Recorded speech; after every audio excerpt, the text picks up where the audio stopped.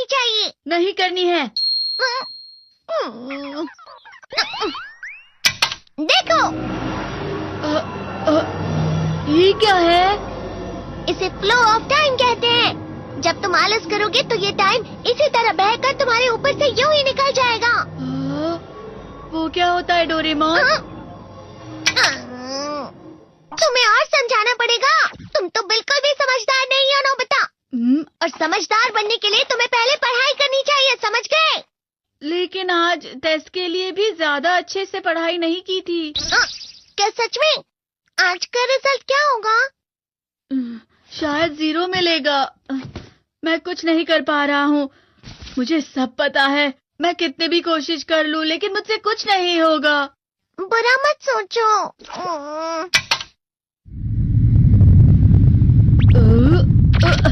ये क्या है?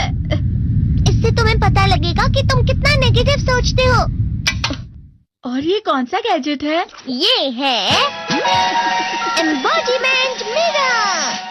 फ्लो ऑफ टाइम की तरह या नेगेटिव इंसान की तरह इस गैजेट में कुछ शब्दों के एक्सप्रेशंस भरे हुए हैं जिसे तुम गैजेट की मदद से देख सकते हो।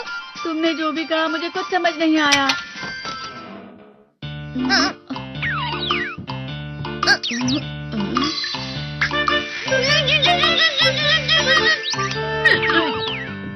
ये क्या था डोरेमोन? एक कहावत है, लोमड़ी की वजह से बुरा होना। ये तुम्हें यही बता रही है। ये तो मजेदार है। मुझे और ट्राई करना है। ये खिलौना नहीं है नोबिता। मैंने निकाला था तुम्हें चीजें दिखाने के लिए। रुक जाओ। मैं इससे बहुत सी चीजें कर सकता हूँ। इसका स्विच ऑन कर देता हूँ। तुम फिर से खेलने जा रहे हो? हाँ, मैं जा रहा हूँ मॉम। तुम पढ़ाई नहीं कर रही हो। मुझे बस इस साल के रिजल्ट का इंतजार है। दुख हुआ, मुझे बहुत दुख हुआ। मेरे कानों को बहुत ज्यादा दुख हुआ। इसका मतलब है कि उसके कान खराब होते हैं।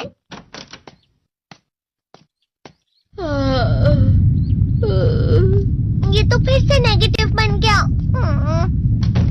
ला ला ला ला ला ला ला ला पाए पाए पाए पाए पाए। नोबिता, तुम हमेशा नेगेटिव रहते हो और मुझे तो देखो, मैं हमेशा कितना ज्यादा खुश और हंसता रहता हूँ। आज भी 2 लोगों ने मुझे अपने साथ खाने पर आने के लिए कहा है। अब मैं इस कंफ्यूजन में हूँ, मैं किसके साथ जाऊँ? हाँ, अरे मैं लाल हो गया। इसका मतलब है ये? इसका मतलब ये झूठ कह रहा है। झूठ नहीं है, ये सब सच है। अचानक अब नोबिता चमकने लगा। तुम इतना क्यों खुश हो रहे हो? अरे तुम यहाँ हो? अरे तुम दोनों इतने लाल और इतने चमकदार क्यों लग रहे हो? खुशखबरी है, अब से ग्राउंड पर बेसबॉल की स्पेशल ट्रेनिंग होगी। बॉल अच्छे से पकड़ना।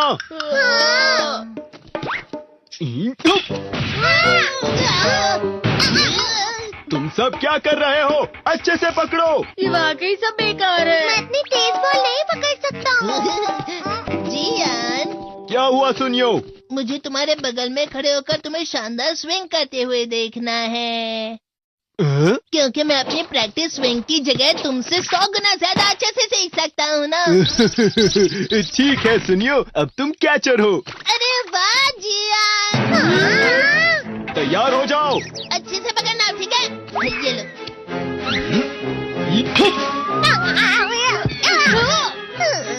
क्या कर रहे हो? बॉल सही से पकड़ो। सही से पकड़ो ना, सही से पकड़ो। जियान, तुम वाकई किसी भी खिलाड़ी से कम नहीं हो। क्या सच में सुनियो?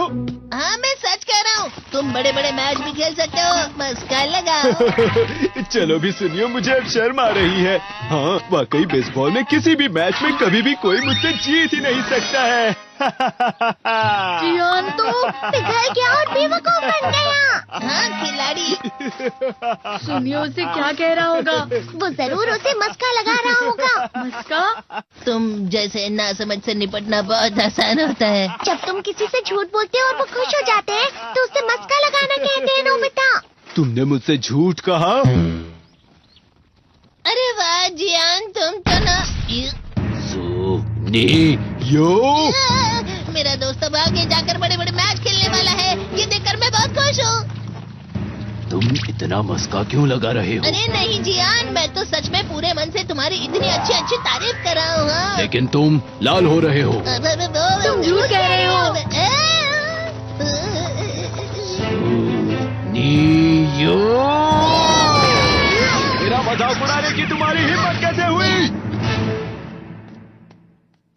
बहुत मजेदार गैजेट है। अरे हाँ, मैं अभी जाके ये गैजेट शिजुका को भी दिखाता हूँ। ये तो फिर से चमकने लगा।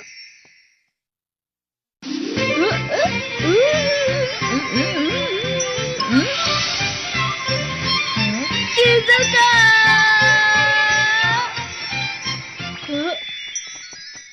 देखिसुकी, लगता नहीं कि आज के टेस्ट में मेरे 90 मार्क्स आ पाएंगे। देखिसुगी, तुम्हारे तो पूरे मार्क्स आएंगे ना? मैं कोशिश तो पूरी करता हूँ, लेकिन मुझे भी तुम्हारी तरह हमेशा फुल मार्क्स चाहिए। ऐसा मत कहो शिजुका।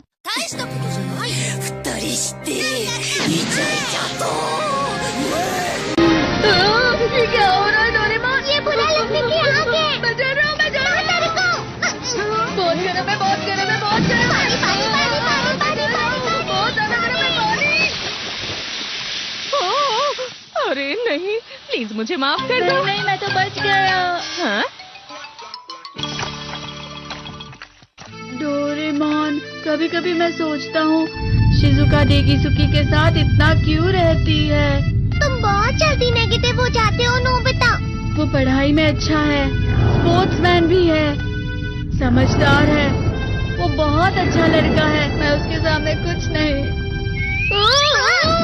नोबिता! इसका मतलब क्या है डोरेमोन? इसका मतलब होता है कि दुख की गहराई में गिर जाना। अरे हाँ, ये मुझ पर भी लागू होता है ना। बस थोड़ा सा। चलो वापस घर चलते हैं।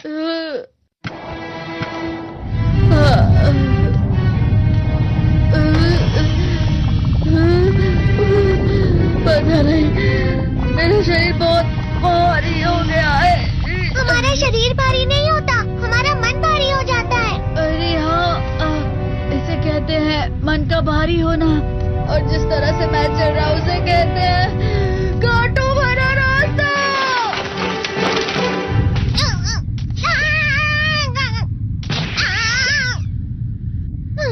तुम अच्छी चीजें नहीं सोच रहे हो नोबिता। थोड़ी सी शांत हो जाओ प्लीज। तुम्हें अच्छी चीजों के बारे में सोचना होगा। मैं नहीं सोच पा रहा, पूरी दुनिया अंधेरे में है।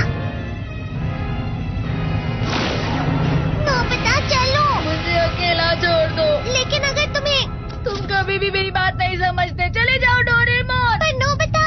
कोई भी मुझे नहीं समझता। मुझे ऐसा लगता है जैसे मैं बहुत ज्यादा अकेला हूँ। मैं सबसे दुखी इंसान हूँ।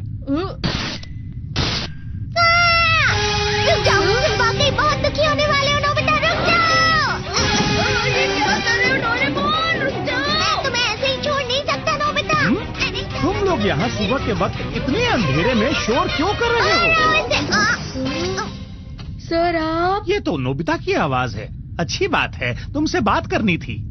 मेरा रिजल्ट अच्छा नहीं, इसलिए आप मुझे डांटने आए हैं ना? क्यों डांटूंगा? तुम जानते हो तुम्हें कितने मार्क्स मिले हैं?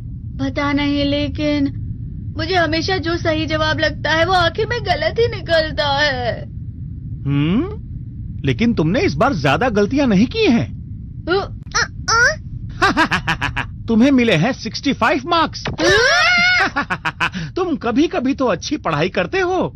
65 मार्क्स?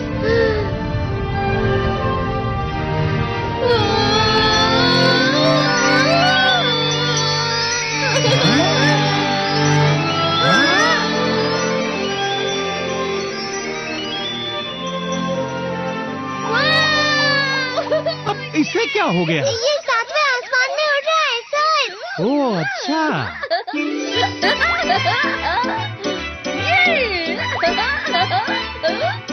इसे कहते हैं खुशी में चलना। हाँ, मैं जानता हूँ।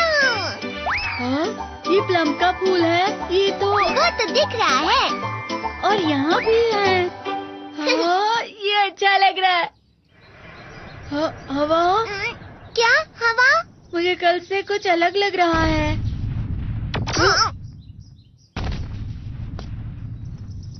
शायद कोई तो पास आ रहा है। शायद उसके बहुत बड़े बड़े कदम है। वो क्या है? मुझे कुछ दिखाई नहीं दे रहा, लेकिन कोई बड़ा लग रहा है। फिर से वही हवा। शायद कोई आने वाला होगा। ये खुशबू तो ये गरम है। ये तो स्प्रिंग के कदम है।